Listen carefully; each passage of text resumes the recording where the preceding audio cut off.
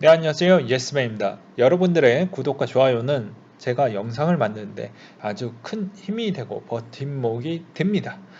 이때까지 여러분들 잘 달려오신 만큼 저도 최대한 새로운 환경에서 노력하고 열심히 시간을 짜내서 지금 영상을 만들고 있거든요. 네, 그리고 영상 속도는 1.25배를 추천드리는 바입니다. 이번에도 어떤 이슈가 나왔는지 같이 한번 보도록 하시죠. 미국의 추가 보양책 통과 기대 확대, 모더나 백신의 긴급 사용 승인, 이 두 가지가 거의 파격적으로 나오면서 이 다음에 있는 호재가 거의 부재가 되어 버렸습니다. 부재가 되면서 오히려 이제 실망 기대감밖에 나오면서 이제 어느 정도 차익 실현 매물을 좀 소화해야 되겠다라는 측면이 좀 강했던 것 같습니다. 그리고 이거에 따른 또 명분적 근거는 하락의 명분적 근거는 또 호재에 대한 소멸도 있었지만 이 내마녀의 날이 곧 조만간에 뭐 온다. 뭐 이런 이야기가 있어요. 여기에서도 보게 되면 369, 12월 부분인데 이 내마녀의 날은 네 가지 파생 상품이 만기 이렇게 겹치는 날인데 이제 조만간에 또 비트코인에 대한 선물 만기 시점 때도 좀 고려를 할 필요성도 있게 되겠죠. 그렇기 때문에 그것도 좀 생각을 하시면서 보셨으면 좋겠다라는 이야기를 드리고 싶었고요. 이번 뉴욕 증시 또한 이 막판 진통이 있었고 한국도 마찬가지로 그렇게 보셨으면 좋겠습니다. 그래서 여기서도 똑같이 그런 이야기가 많이 나왔고 여기서 트럼프가 막바지 임기에서도 중국에 대한 견제적인 측면도 많이 볼 수가 있었는데요. 미 상무부가 중국의 최대 파운드리 업체 SMIC까지도 견제를 하면서 상당히 본인에 대한 또 그 다음 임기를 좀 가져가기 위한 그런 행동을 계속 보여주고 있다. 뭐 이렇게 설명을 드리도록 하겠습니다. 그 다음으로 또 보게 되면 뭐가 있었냐면 네, 뭐가 있었냐면요. 쭉 내리면 여기에서도 클라리다 연준 부의장이 이런 이야기를 했습니다. 경제에 더블 딥은 없을 것이다. 이 말의 의미를 어떻게 볼 필요성이 있냐면요. 야, 더블 딥을 만들기 전에 우리가 그 전에 행동을 취할 거니까 걱정하지 말아라 라는 측면이에요. 그래서 부양책도 크게 에, 하는 이유도 다 그런 거라고 보실 수가 있게 되겠죠. 그렇게 보면 되실 것 같고요. 일본은 이번에 금리를 동결을 했다라고 합니다. 네. 그리고 중소기업에 대한 지원기금 상한을 폐지하기로 했다라고 되어져 있습니다. 그만큼 최근에 일본이 이번 질병 사태로 인해서 질병의 사망 대비보다 오히려 재미난 부분 중에 하나가 무엇이냐면 10월달 추이로만 보았을 때도 자살 사망률이 훨씬 더 높았다고 합니다. 그만큼 재택근무로 인해서 상당한 스트레스, 우울증이 겹치면서 많이 나왔다라고 그렇게 전문가들이 이야기를 하고 있더라고요. 그 다음으로는 이제 영국 정부가 이번 전파 속도의 70%가 상당히 빠르게 발전이 해주고 있기 때문에 이런 주변국들에 대한 항공편을 중단했다라고 되어져 있습니다. 그리고 스위스 부분은 약간 얌생의 짓을 하고 있는데요. 프랑스, 독일, 이탈리아가 있는데 여기서 스키장을 스위스만 개장을 했다라고 합니다. 그러니까 여기에서 이제 이 주변 국가들이 뭐라고 이야기를 했죠. 왜냐하면 이탈리아가 제일 손해율이 크는데 여기 정확하진 않지만 거의 2조 원에서 3조 원 규모 정도를 여기에서 스키장을 오픈하면 제일 많이 돈을 버는 데가 또 이탈리아라고 되어져 있더라고요. 그래서 그것도 좀 재밌었습니다. 근데 여기가 열지가 않으니 당연히 스위스 쪽으로 다 가겠죠. 그러니까 스위스 쪽은 그렇게 하는 이유는 이제 아무래도 이번에 넉넉히 지켜볼 수 없다라는 것이죠.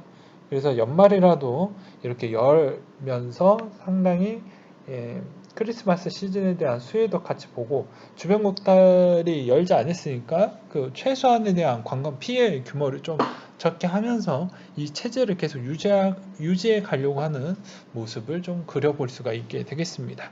근데 이제 이게 주변 국가들은 좀 꼴보기 싫겠죠.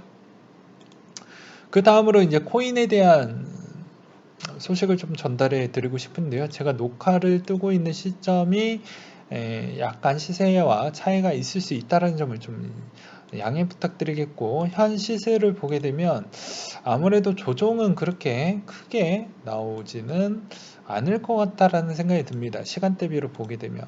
그렇기 때문에 이번 조정이 이 정도에서 만약에 약간 말아 올리면서 끝날 것 같긴 하는데, 여기서 하나 더 조정을 주게 되면 그때부터 분할로 어, 접근을 해보는 전략이 좀 괜찮지 않을까요? 라고 이야기를 하고 싶고요.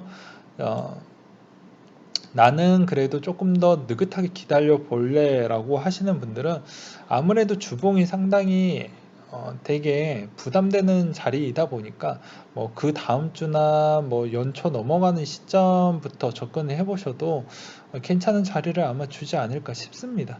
그리고 1월 달부터 3월 달 사이가 상당히 악재가 많이 있어요. 일단은 규제 가이드라인의 이제 적용 시기이기 때문에 그때 막바지 악재가 많이 쏟아질 것으로 보여지고요. 뭐 해킹이나 이런 것도 뭐 당연히 있겠죠. 뭐 분실 같은 것도 많이 나오겠고요. 그리고 하나 더 보게 되면 여기에 또 어떻게 보면은 여기에 또 이더리움 선물 거래가 나오면서 오픈이 되는 순간 그 다음부터 추세는 별로 좋지 않을 수 있다. 단기 쇼패팅 중력이 커졌던 과거 이력이 있기 때문이죠. 그리고 이거 말고도 테더 사태, 그리고 여기에서 4월 달에 또 크래크 재판 부분이 또 연기가 되면서 4월 달로 됐기 때문에 이 구간에서 약간의 쉼표를 찍을 수 있을 만한 무언가에 대한 악재가 제가 언급한 거 외에도 한 3가지 정도가 더 있는 걸로 알고 있습니다. 그래서 그런 측면에 있어서 약간 여유 있게 기다리려고 하시는 분들은 이번 보다는 내년에 대한 연초에 약간의 시드를 좀 아껴놨다가 접근해 보는 전략도 괜찮지 않을까요? 라고 설명을 드리고 싶습니다. 근데 나는 좀 성격이 급하고 하면 뭐 웬만하면은 이 시점 대비, 이 녹화 시점 대비보다 뭐 내일이나 내일 모레 정도 접근해 보는 전략도 그렇게 나쁘지는 않을 것 같다라는 생각이 들기 때문이죠. 그 다음으로 보게 되면 최근에 비트코인 캐시가 많이 올랐던 이유 중에 하나는 이것도 비트코인에 대한 수수료 영향이라고 보시면 됩니다. 왜 그러냐면 제가 비트코인 캐시 와 비트코인 부분에 대해서 약간 자료를 찾아보았는데 어떤 분이 이제 비트코인의 수수료 때문에 비트코인 캐시가 일시적으로 올랐다라는 주장이 나왔기 때문이죠. 근데 이거는 뭐 당연한 겁니다. 왜냐하면 제가 비트코인을 트랜잭션 할때 캐시를 태웠거든요. 네, 그래서 그런 걸 눈치껏 잘 챙겨 보셨던 분들은 아마 아실 것으로 보여주고요.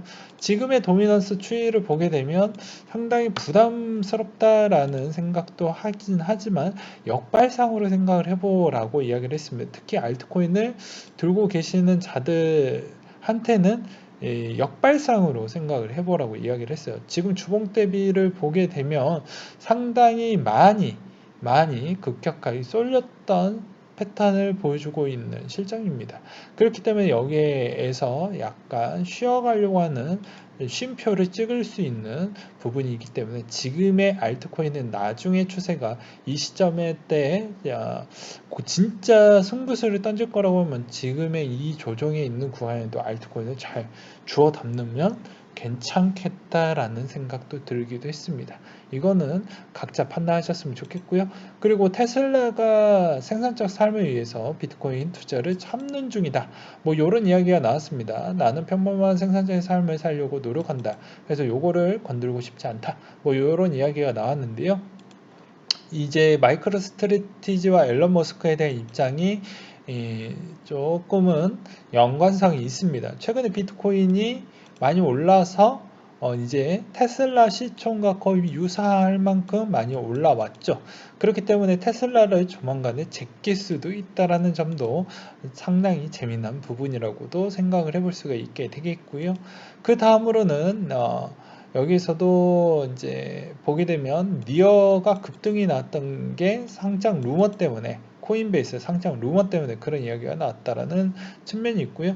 그리고 플래시론 피해의 워프 파이낸스 피해액이 75% 회수가 되었다라는 소식과, 그리고 정부가 블록체인 산업 육성 기관을 만든다라고 해서 핀테크와 융합하겠다라는 측면도 내용이 나오기도 했습니다. 그 다음으로는 여기에서도 보게 되면은 이오스가 아직도 중국에서 1위를 먹고 있다고 했는데, 시세를 1위를 줬으면 좋겠는데 그게 좀 아쉽다라고 설명을 드리고 싶고요. 그 다음으로 보게 되면은 이더리움, 이오스트, 트론, 스텔라 순이었다라는 측면을 좀 보셨으면 좋겠고, 이것도 참고하셔서 보셨으면 좋겠습니다.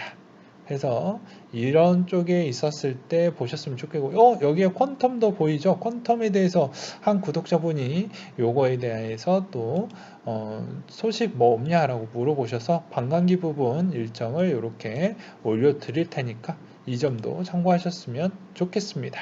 그 다음에 내용을 보게 되면 코인판 10개명이라고 해가지고 올려놨던 내용이 상당히 도움이 돼서 한번 갖고 와봤습니다. 공포 후 주어라. 김치 프리미엄에 정리해라.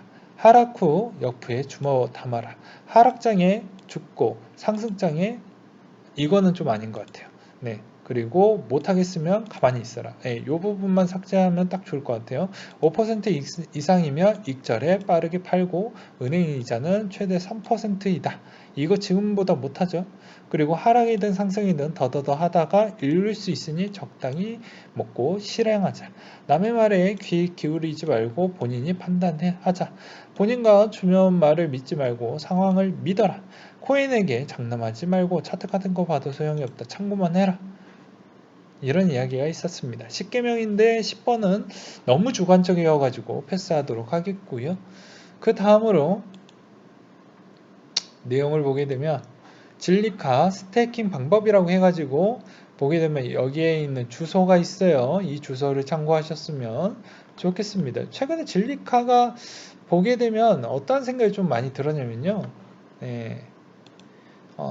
진리카도 샤딩으로 좀 인기를 많이 끌었죠. 그러니까 무언가 약간 기술에 대한 남들이 똑같이 하는 거 말고 좀 새로운 거, 아니면 약간 특징적인 부분이 좀 있었던 것들이 최근에 많이 올라왔어요. 그래서 진리카 비체이는 전 요새 분위기가 좋았던 이유가 전 그렇다라고 보거든요.